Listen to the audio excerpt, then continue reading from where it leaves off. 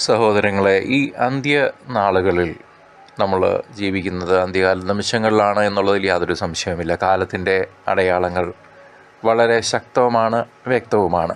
കർത്താവിൻ്റെ രണ്ടാം വരവ് ആസന്നമാണ്. നമ്മുടെ വിശ്വാസം ഈ കാലത്ത് ഉപേക്ഷിച്ചു പോകാതിരിക്കാൻ നാം പ്രത്യേകം ശ്രദ്ധിക്കണം, ജാഗരൂകരായിരിക്കണം. നാം ജീവിക്കുന്നത് തിന്മ വർദ്ധിക്കുകയും പലരും സത്യത്തിൽ നിന്ന് അകന്നു പോവുകയും ചെയ്യുന്ന ഒരു കാലഘട്ടത്തിലാണ്. സൊദോം ഗൊമോറയും പോലെ അതിനേക്കാൾ മോശമായി സൊദോം ഗൊമോറയെ നാണിപ്പിക്കുന്ന രീതിയിലുള്ള ഒരു കാലഘട്ടത്തിലാണ്, പാപഭംഗിലമായ ഒരു കാലഘട്ടത്തിലാണ് ഞാനും നിങ്ങളും ജീവിക്കുന്നത്. ഈ സാഹചര്യത്തിൽ ക്രിസ്തുവിലുള്ള നമ്മുടെ വിശ്വാസം കാത്തു സൂക്ഷിക്കുക എന്നത് ഒരു വെല്ലുവിളി തന്നെയാണ്. നാം ഒറ്റയ്ക്കല്ല, നമ്മുടെ കയ്യിൽ കർത്താവ് പിടിച്ചിട്ടുണ്ട്.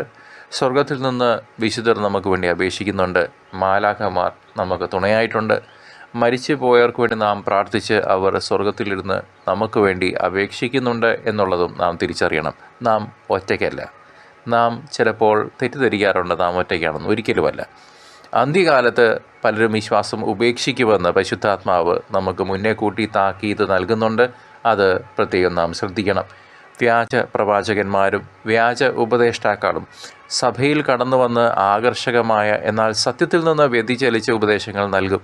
പലർക്ക് കേൾക്കാനായിട്ട് ഇമ്പമുള്ളതായിരിക്കും പറയുക. എന്നാൽ സ്നാപയോഹന്നാനെ പോലെ അണലി സന്തതികളെ, അതേപോലെ സ്നാപയോഹന്നാൻ പറഞ്ഞു, നിങ്ങൾ വൈറ്റ് വാഷ്ഡ് ടൂംസ് ആണ് എന്ന്, നിങ്ങൾ വെള്ളയടിച്ച കുഴിമാടങ്ങളാണ് എന്ന്.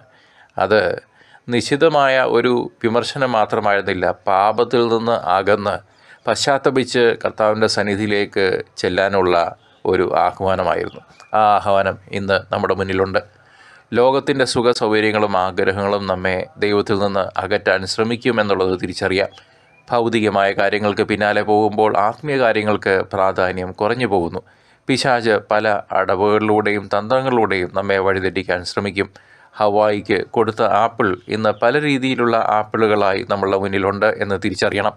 ഹവായെ പാമ്പിനാൽ വഞ്ചിക്കപ്പെട്ടതുപോലെ നമ്മുടെ മനസ്സും ക്രിസ്തുവിനോടുള്ള ഏകാഗ്രതയിൽ നിന്നും വ്യതിചലിക്കപ്പെടാം. അതിനാൽ നാം ജാഗ്രത പാലിക്കണം.